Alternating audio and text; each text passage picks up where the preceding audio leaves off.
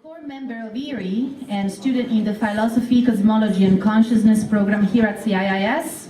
She's in a private practice in San Francisco, specializing in women's health, endocrinology, and the use of botanical medicines. And today she's here to share with us her Entheo-Botanical journey to Hawaii. So because we are already running late and we had some technical problem to solve, I'll just leave space to Natalie. Welcome.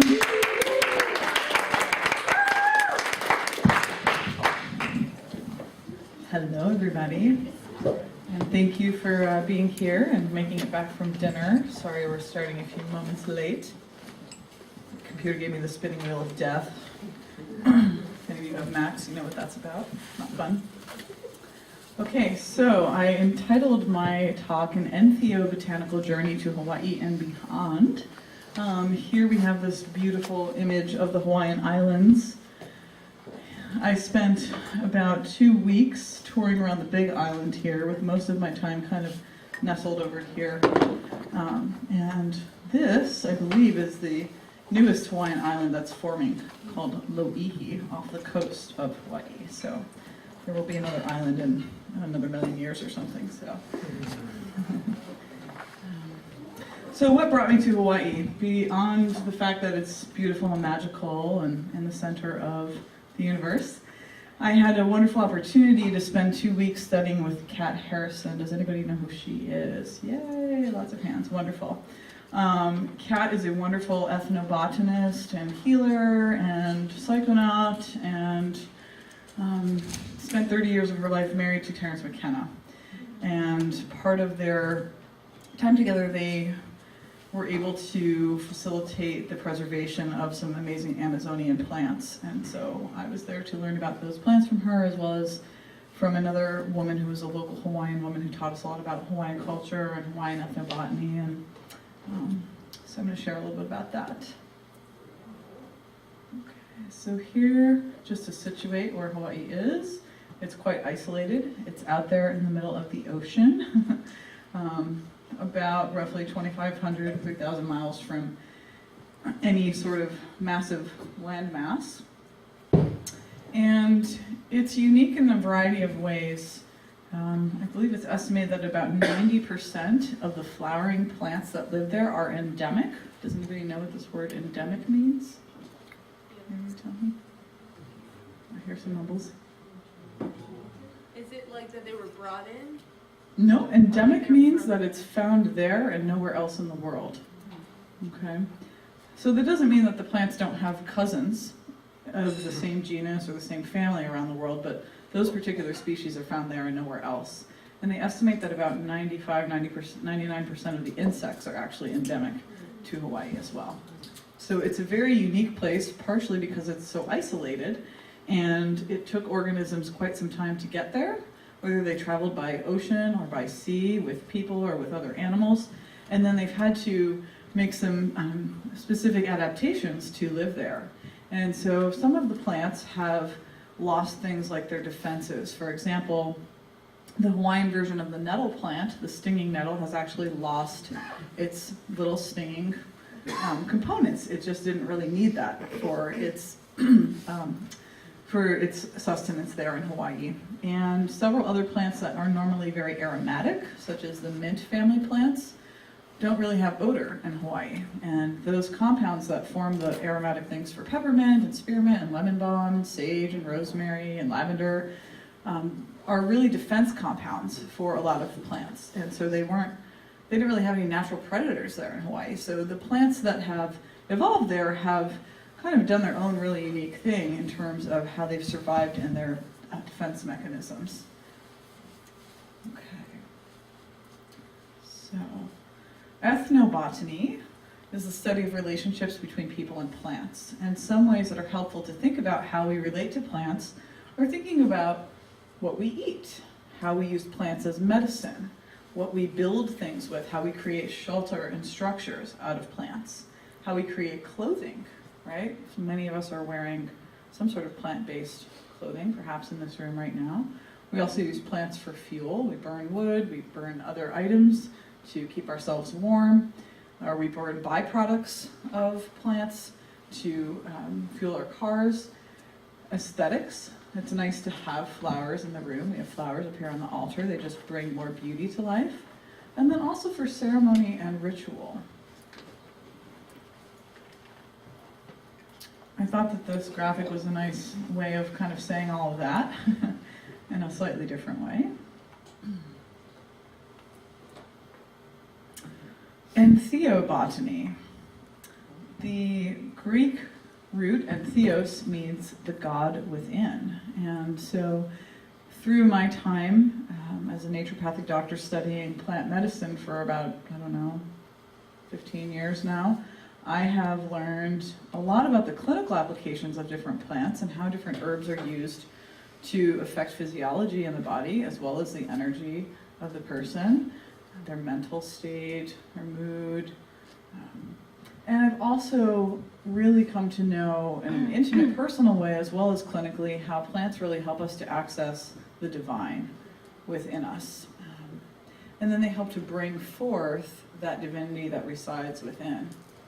And so I really see each interaction with the plant world as an opportunity to reflect this divinity back and forth. So there is an inherent consciousness that is present in each of us, as well as reflected in nature. I'm sure many of you have had mystical experiences, hiking around in the redwoods or hanging out with butterflies. And the plants are really wonderful allies for us. This plant in the background is the tea plant, which is used in a lot of Hawaiian healing ceremonies. We had some time in class in Hawaii to brush each other off with the tea plant as a way of cleansing and just removing energy from the field. And you'll see it planted all around people's homes and towards the openings to places on the land or pathways. It's a nice protector plant. The miracle of photosynthesis. Why do I love plants so much? Well, one of the things that's super amazing that they do that nobody else does on the planet is they make energy out of sunlight.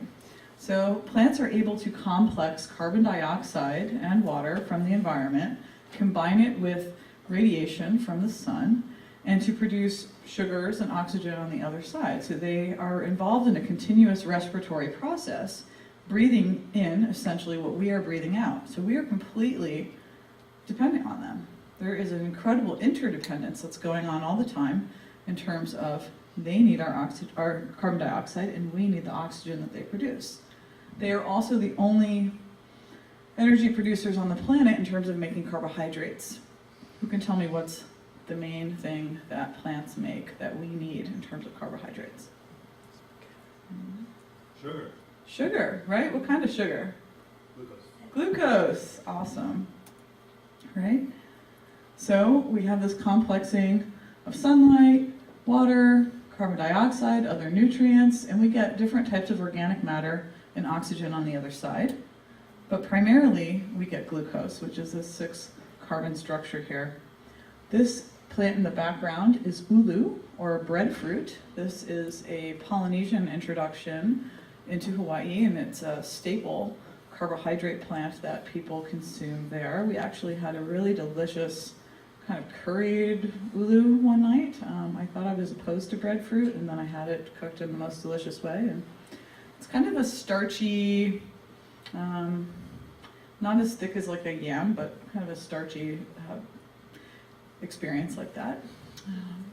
So why do we need glucose? What's important about glucose in terms of how it relates to humanity? The body burns it for energy. Right, the body burns it for fuel. It's actually the preferred substrate for the brain, and it's also the preferred substrate for the most efficient metabolic pathway that the body has to produce ATP. So, for those of you that love seeing things like that, there's a nice fancy picture of all the enormous biosynthetic pathway. There's some discrepancies out there in the science right now. When I was in medical school, we learned that each glucose molecule produced about 38 molecules of ATP. And the most recent research I did said, oh, some people are saying 30, some people are saying 34, so I just put a range up there. So for each glucose molecule that you take into your body, you're able to generate 30 to 38 units of ATP. ATP is adenosine triphosphate. That is the substrate that your body uses to run all of its metabolic functions and do all of its energetic functions in the body. So without glucose, and essentially without plants, we couldn't do this. So even if you are a carnivore and you're eating animals, what are animals eating? Maybe other animals, but those animals, what are they eating? Some sort of plant eventually. So the food chain goes all the way down to the plants that are fixing the sunlight in their cells. Another way to think about this is that eating glucose is like eating the sun. And as you're eating the sun, you're ingesting and manifesting divinity.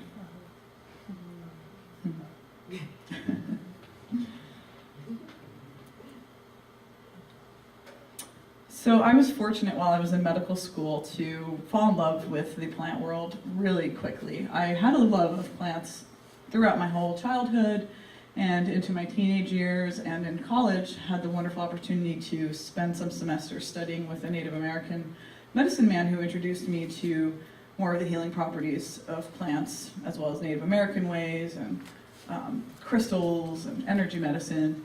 And when I got to naturopathic school, I was super inspired and really soaking up all the knowledge I could around plant medicine, so much to the point that I decided to take on an additional bit of training and go to herb school on top of naturopathic school for a couple of years, overachieving. And we would meet once a month in these hot springs in eastern Arizona and go hiking all over the Southwest and Mexico and collect plants and hunt different plants down. And basically, one of the take-home messages from any teacher I've ever had of plant medicine is if you want to learn about the plants, go and be with the plants. So there's something to be said for spending time with them and just observing them and walking down a path or sitting in a garden or getting one basil plant and putting it on your windowsill in your apartment in San Francisco and cultivating a relationship with that plant. It will speak to you and it will teach you. Some other useful tools in terms of considering plants. When I teach courses on herbalism, I invite people to think about plants in three categories. The first one is food. And so many of you are probably familiar with plants that are wonderful foods for us. In Hawaii, we have the taro as a main staple in the diet. The root of the taro plant is pounded up and made into a goopy, delicious mush called poi. The leaves are also edible and will often be used as a wrapping for other foods that are steamed within them. You can also, I believe, just steam the leaves themselves and eat them as a green. The taro is believed to have grown from a child who passed away, and is kind of this embodiment of a God consciousness coming through to save the people. So that's one food plant. We had the fortune of seeing the vanilla bean orchid living in a beautiful jungle path. It didn't have any vanilla beans on it at the time, but that's an example of a plant that is coveted for its wonderful aromatic qualities and the flavor it imparts to food. We also spent a lot of time with Elena, which is turmeric. Elena is a Hawaiian word, curcuma longa. This is a wonderful herb that's used as a spice in many, many dishes and has a lot of potency in the world of medicine as an anti-inflammatory. So often there's crossover for plants between being food, being medicine, and then potentially even being poison, depending on the dosage that's utilized or the preparation. Some plants that are medicinal. We had the good fortune of spending some time with Uña de Gato, which is cat's claw. These are the leaves. So most of these photos are photos I've taken myself. Here we have a close-up of the claw underneath. We had the good fortune of spending some time taking the inner bark off of some cat's claw branches and preparing a tincture that the students who are there next year studying will have the fortune of pouring off and utilizing. This is a wonderful immune system stimulant, and according to the doctrine of signatures, which is this idea that a plant will give you information about its usefulness, either in its morphology, its shape and how it presents itself, or where it lives, or its coloring. The cat's claw is known for its ability to kind of go in and like hook onto anything funky in your system and help extract it and pull it out.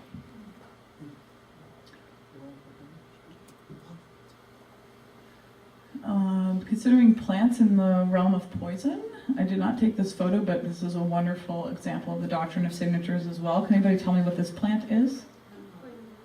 Hemlock, yes.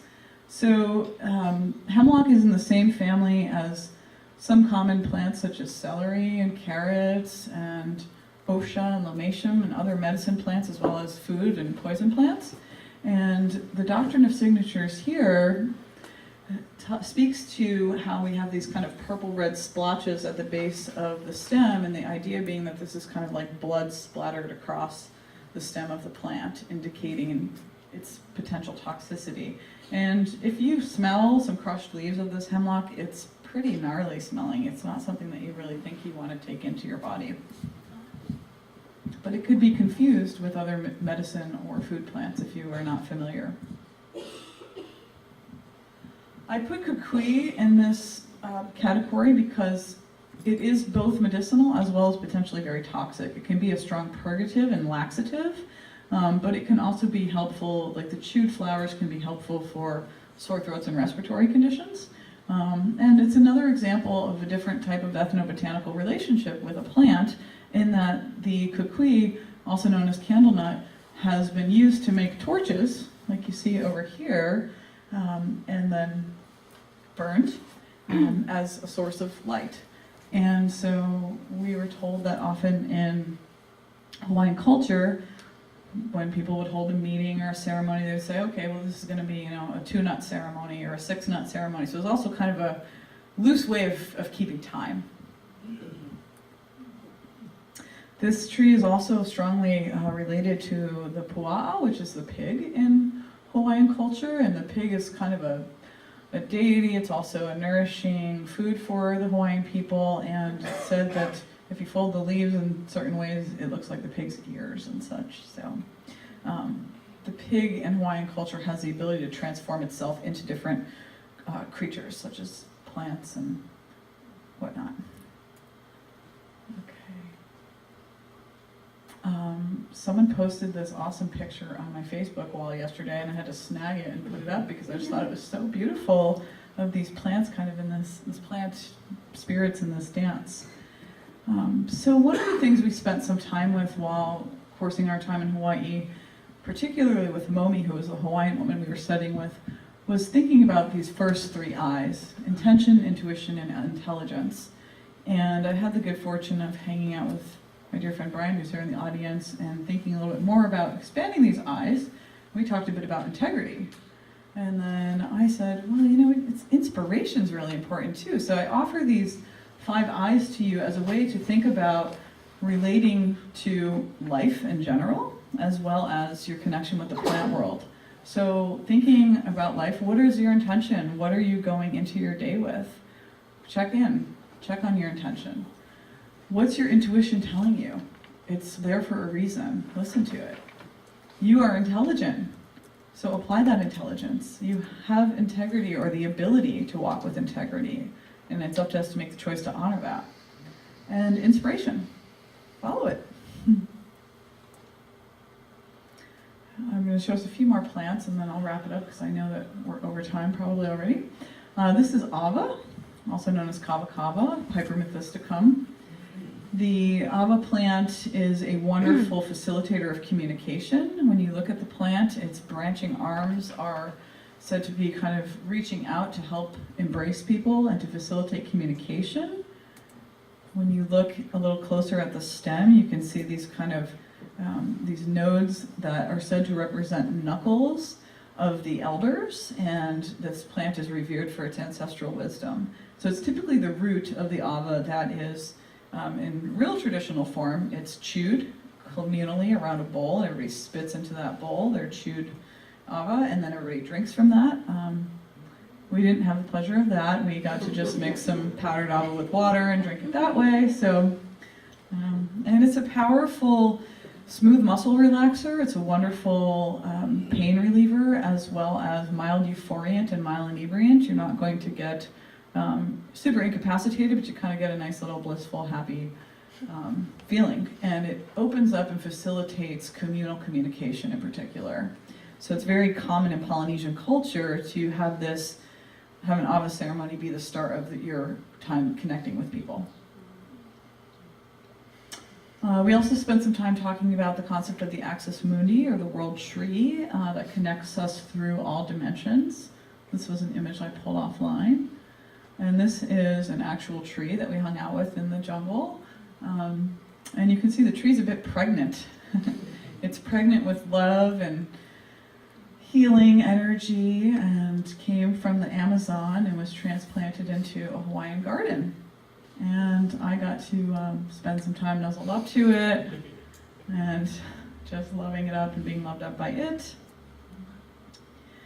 Okay, one of the concepts I've been thinking about a bit since being in Hawaii, and before that as well, is this concept of anthropobotanical migrations. So we know that people came to Hawaii from other parts of Polynesia and brought with them different plants that they thought they would need for food and medicine, such as coconuts and breadfruit and kalo and ava. And so people have essentially moved all around the planet taking plants with them that they had a relationship with and that they valued. And people have also moved around the planet in search of other plants. So people went along the Silk Road to get spices and to get things from Asia and bring them back to Europe and the Middle East. Plants have also moved around the planet using humans as vectors. The Botany of Desire is a wonderful book about that process and how plants may be just manipulating us to move them where they want to live. So the question that I had as I was sitting with these concepts is, are plants moving around the planet in search of people? I don't know, but I put that out there to you. Maybe. I think maybe ayahuasca is. Bottom line, plants and humans do employ each other in their survival strategies. So this is a nice little pictorial of the Polynesian Triangle. You can see that all these islands out here are really way out there in the middle of the Pacific Ocean. This is probably a rough approximation of the migration of different peoples from mainland Asia through Indonesia, into Melanesia and Micronesia, and eventually onto Polynesia, which its eastern border is Rapa Nui, which is also known as Easter Island. The northern border is Hawaii. And then we have New Zealand down in the southwestern corner. And it's estimated that, many people maybe missed Hawaii while they were sailing there and ended up in Alaska or somewhere in the Pacific Northwest, or who knows. So there's different ways to look at the cultures and interpret both the language and how people have used plants and what other traditions they have that show the continuity of where people came from. Kat let me use this slide with permission. I'm super thankful, and I love that she put this together. Specifically speaking about psilocybin mushrooms, and I just offer this as a conceptual framework to think about how plants move around and how we relate to them. So this was her description of how things started in Mexico. So we have people in the Mazatec tradition using plants for a long, long time, using mushrooms for a long, long time. We have Argard and Watson going down there and kind of bringing it to the Western knowledge, Western awareness, and this is how Kat perceived that psilocybin mushrooms are perceived in Mazatec tradition. They're not a drug, but there's this role of the ritual, someone who's a guide or shaman or an expert, spiritual presence, supplication, help with visionary seeing of ways forward, getting obstacles out of the way, restoring harmony, and this sense of gratitude for the teachings of the medicine. We have this movement from Mexico to the West Coast. We had this explosion in the 1960s and 70s of the use of psychedelic mushrooms and all sorts of psychedelics, and we have this kind of affinity for it because it's natural, and LSD is chemical, it's a change agent, there's a Dionysian quality to this. There's a creative, wild, free energy that's going on the West Coast. It's a bit unpredictable, but it's also revered as something sacred and with gratitude. Then we have movement over to what she put it like kind of in the East Coast there, where we have Johns Hopkins doing research studies with psilocybin, and it's seen as a helpful drug. and it can heal trauma, and it can help us to regard ourselves differently and examine relationships. It can help people to accept their own mortality, especially in those end-of-life studies, and appreciate life. And then there's gratitude. So gratitude's a common theme for all these different paradigms. And then, as we know, the mushrooms outreach is much wider than this, and it goes on to Europe, and it might have a different cultural expression there. But I just thought this was a really interesting way to think about how plants move around and how their use and the relationship to them morphs depending on the cultural milieu that they're in. Okay.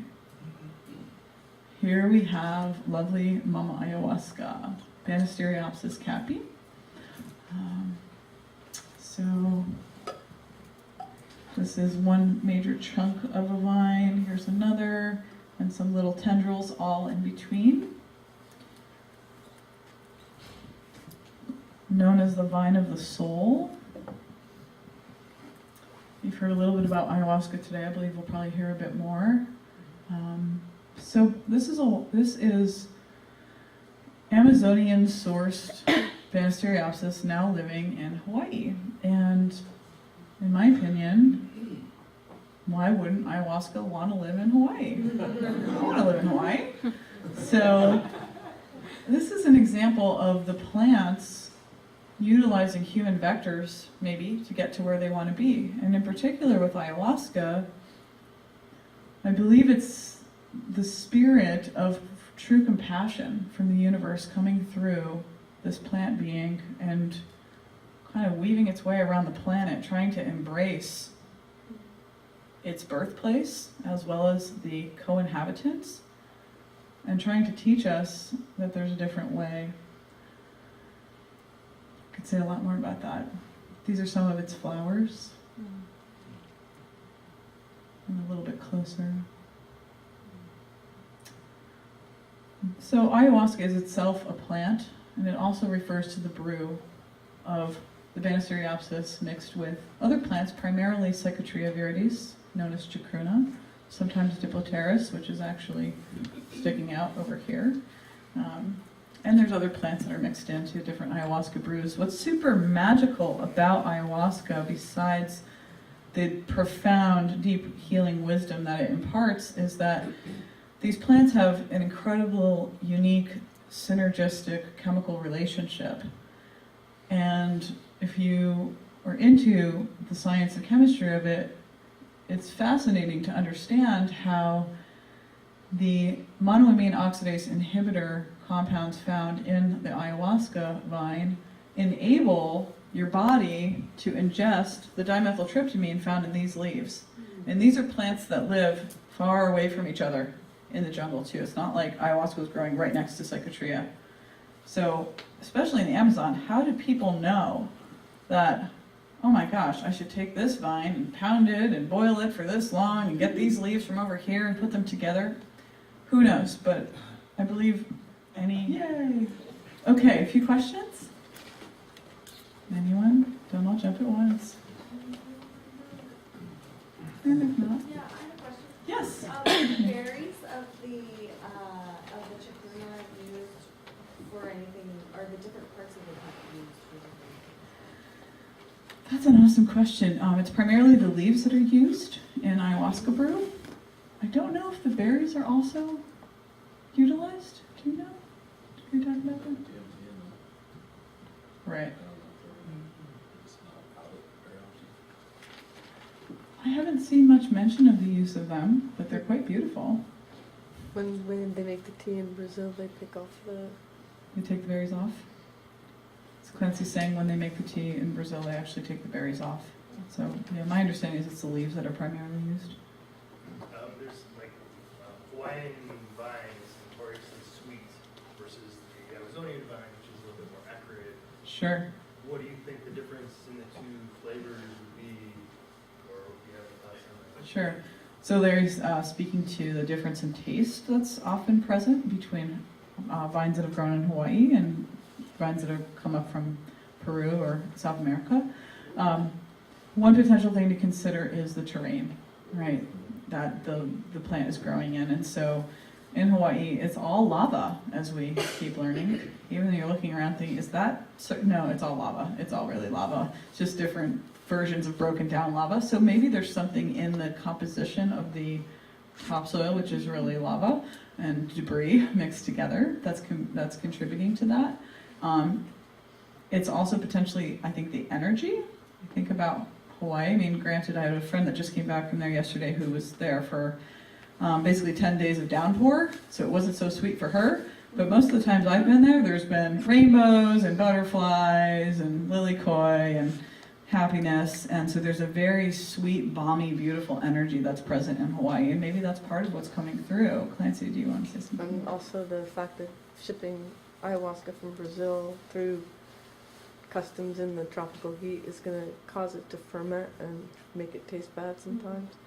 Getting Okay. a fresher product from a closer source is going to probably affect the flavor. Sure, so the transport is what Clancy's speaking to in terms of something coming out from South America might be spending more time in transit for sure, as well as potentially fermenting. Brian?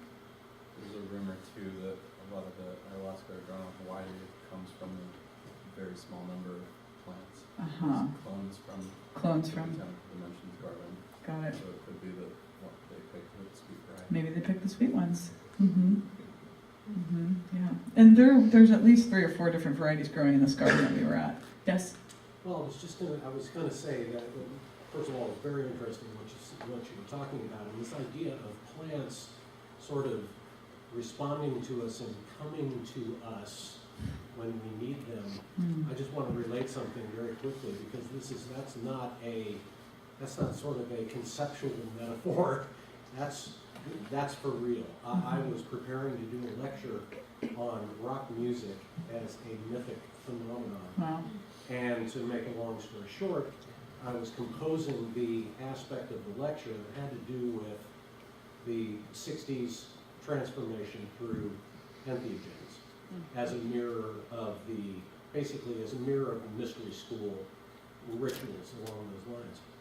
And I was really putting a lot of thought into the idea of how to explain this concept to an audience that may not know that much about mythology or may not know that much about entheogens. And while I was writing it, 20 mushrooms sprouted in my potted plants in my apartment. And I have photographs of this, and it was just astounding. I mean, just astounding. Those mushrooms showed up in my apartment right at the time that I was like spending really serious thought, putting serious thought into how to describe and introduce mushrooms to the common folk, so to speak. Yeah. They're like, we're right here. Maybe they'd been there all along in spore form and just needed your willingness to call them forth to fruit. And they grew so quickly that it was almost alien. I mean, they went from like a centimeter to an inch to 3 inches and wide open In hours. in hours. Yeah, they're phenomenal. Thank you for sharing that. Alexis. Joseph Campbell talked about seeing vines grow around his house in Hawaii, like as the most basic form of consciousness. And I know personally that when I'm in a place like Hawaii or where there's a lot of nature, I just feel healthier. I feel like not necessarily ingesting the plants there. Just being around them. Just being around them. Can you speak to that? Sure. So there's 2 things I think of right off the bat so Alexis is referring to being in the presence of plants and feeling healthier when he's around them, whether or not he's ingesting them or not. So first is supercharged oxygen and negative ions that are present in the atmosphere around the plants. So you're getting this continuous exchange of carbon dioxide and oxygen, which when you're in an area that's rich and dense in foliage, you have a high saturation of oxygen available in the atmosphere. That's one component. The other component is that plants, being primarily green overall, or that being their base color essentially, resonate with the heart chakra, which also emanates the color green. So I think that there's an entrainment that's happening as well, energetically, physiologically, spiritually, emotionally, on all levels, physically as well. So those are kind of my 2 quick thoughts about that. And what do you think about plants as being a creature or a form of, like, a basic form of consciousness? I think they're actually perhaps one of the most complex forms of consciousness, and one of the reasons I say that is because they're the best biochemists on the planet. We got nothing on them. I was a pharmaceutical chemist before I became a naturopathic doctor, and the things that I would cook up in my hood don't compare to what the plants have made. It's phenomenal. So I think they're pretty advanced. They've also been around kind of the longest in some ways in terms of their evolution. There's probably different arguments around, bacteria and animals and their evolution, but plants have been around for a long time in various forms and have persisted. So I think it's time to zip it up, but I love you all and thank you.